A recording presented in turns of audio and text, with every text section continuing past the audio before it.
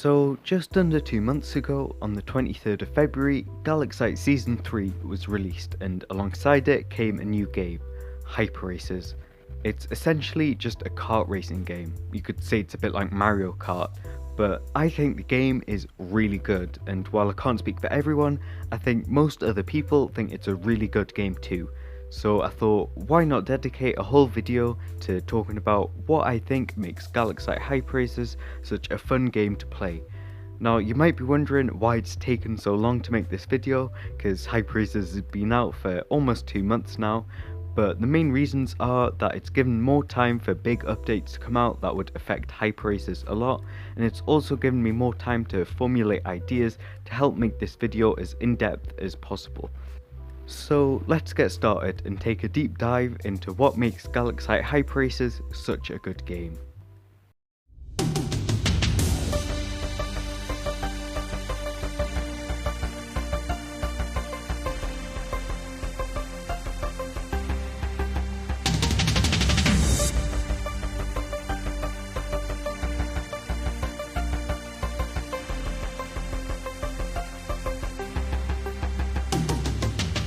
So the whole point of a racing game like Hyper Racers is to compete with other people to try and get as close to first place as you can, and it's really fun when you end up in a really close and exciting race where it could be anyone's game to win. However, it isn't fun if you're way ahead and first and no one can catch up to you, and it also isn't fun if you're really far behind and you can't catch up to anyone else. And this means that if there's a big difference in skill level of people in a race, then the game is going to end up in one of those unfun situations where some people are really far ahead and some people are really far behind. So something has to be done to try and balance the game, to make the game more like the really close and exciting races that make a racing game fun, and in Hyper Racers this is the role of items. So better items are given to people who are further back and worse items are given to people at the front, and in racing games this is known as rubber banding. And the whole point of rubber banding is to help people who are further behind catch up to the people at the front, and this makes the races closer, the game is more exciting, and playing the game more fun overall. That being said, there is a really fine line between giving someone enough of an advantage to catch up and giving someone too much of an advantage, because it's a really bad thing if someone is much further ahead but then they lose the game because better items were given to people who are further behind that let them just zoom into the lead and win. So a perfect balance has to be found to make the game close and exciting while also not making the game feel unfair to more skillful players. To do this, when using rubber banding to help people who are further behind catch up, you have to be very careful not to give too much of an advantage, and it's here where I think Galaxite have found the perfect balance to make Hyper Racers a really exciting game that is very fair. When people are further behind, they can get speed charges, which give them a speed boost equivalent to going over a blue speed pad, and this helps them gain on the people ahead, making the game closer and more exciting. They could also get an overclock power up, which gives them extra speed, and the duration that an overclock lasts depends on how far back the player is, and this allows the game to dynamically adjust how much they can catch up, putting them in the perfect spot to make the game fun and exciting, but most importantly fair. People who are further behind can also get annihilations, which stun the person in first place, and total annihilations, which do the same thing but to everyone in the race apart from the person using it. This allows them to catch up to the people in front by slowing them down. Now this can seem unfair to the person in first place, as they are being hit by items that they can't dodge, but actually in first place you're able to get shield power-ups, which can be used to block annihilations. And my favourite part of how the annihilation power-ups work is how it gives you a 5-second countdown as a warning before you get hit by them. This countdown gives you an opportunity to use the shield to block the attack, and this gives the person in first place more of a sense of control, as they can do something if they have a shield power-up to stop them getting hit by an annihilation. And this means it doesn't completely discourage them whenever they get hit by one, as it feels less like the people in last place are being given an unfair advantage. And this goes back to my point about how, for it to be fun, it's best if the race is close, and while trying to make it close, you can't make it unfair. And this example of the power-ups is a great example of how I think Galaxite has found the perfect balance to make Hyper Racers a fun and fair game to play, because it gives opportunities for people who are further behind to catch up, while also not making it unfair on the people who are in the lead.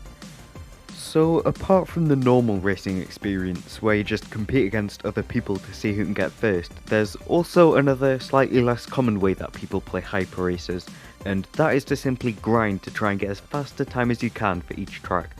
Some people play the same track over and over to try and beat their personal best, or even the world record. And the reason they do this is because it's extremely fun to slowly make improvements to your time, and it's really exciting whenever you manage to beat your personal best. Galaxite has realised how much this way of playing adds to the game of Hyper Racers, and how fun it is by adding things to the game to help make it more exciting. You've probably noticed that at the end of a game it tells you the time it took you to finish the race. Also, when you finish a lap, it tells you at the top of your screen what time the lap was. Each time you finish a race on a particular map faster than you've ever finished on that map before, it tells you you've just got a new personal best, and the game tracks your fastest times on each map in your stats. Also, at the beginning of a game, it tells you the world record for that map, which is the fastest time anyone has ever finished it in. These are all different ways that Galaxite makes going for fast times a more fun and exciting experience, while also making it more easy and accessible to do so. There is even a pinned message in the Hyper Racers channel of the Galaxite Discord where the world records for each map are kept track of and theoretically perfect times are proposed. And this all shows how dedicated people are to getting fast times in Hyper Racers and how big a part of the game it is. If you look back at the pinned message, you'll see that most of the world records use the Cruiser engine, which is the default engine that everyone starts off with. And this further shows how fair and balanced the game is, as it shows that new players aren't at a significant disadvantage from people who've played a lot, because they already have access to the best engine. Even the Racer engine that the other two of the world records use is the easiest engine to get other than the default engine, as you just need 250 scrap to get it, which isn't much at all and is the cheapest of all the other engines. And this means that people who have every single engine unlocked aren't at a crazy advantage, and the game is much more fair and balanced with new players able to get fast times and come first. So since this is a video about all the things that make Hyper Racers fun, I think it's only fair to at least give the battle mode some sort of a mention. Playing the battle mode is quite a different experience from playing the normal races. The game is simply about hitting as many people as you can in 3 minutes, and this simple aim makes it really easy to pick up for the first time, as there isn't really a significant benefit to being very familiar with manoeuvring your kart like in the normal races, and the battle mode also lends itself to closer games. The maps in the battle game mode are also really well made, as the large open spaces lead to more people being around you to try and hit, so you can never complain that you can't find anyone to hit. You can see how much Galaxite care about making the maps perfect for the game by the fact that just one day after the battle mode released, they decided to completely replace the only map, Toy Castle, with the much better Plaza map to make the game more fun and better overall. It shows they really cared about making the maps perfect, as they acknowledged the small flaws the old map had, and since then, every map has been perfectly tailored to the battle game mode to make the games as good as possible. Also, the battle game mode lets you experiment with all the different engines, as some engines like the tank engine aren't all too useful in the normal races, but in the battle game mode, basically any engine is good, as it's just such an exciting and hectic game that it doesn't really make too much of a difference which engine you use.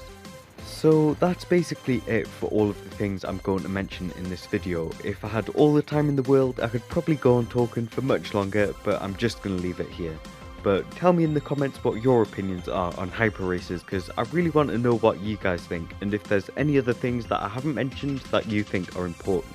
So if you enjoyed this video, please leave a like, and also if you're not already, please subscribe, because it really helps me out, and it also means you won't miss any future videos I upload. So yeah, bye.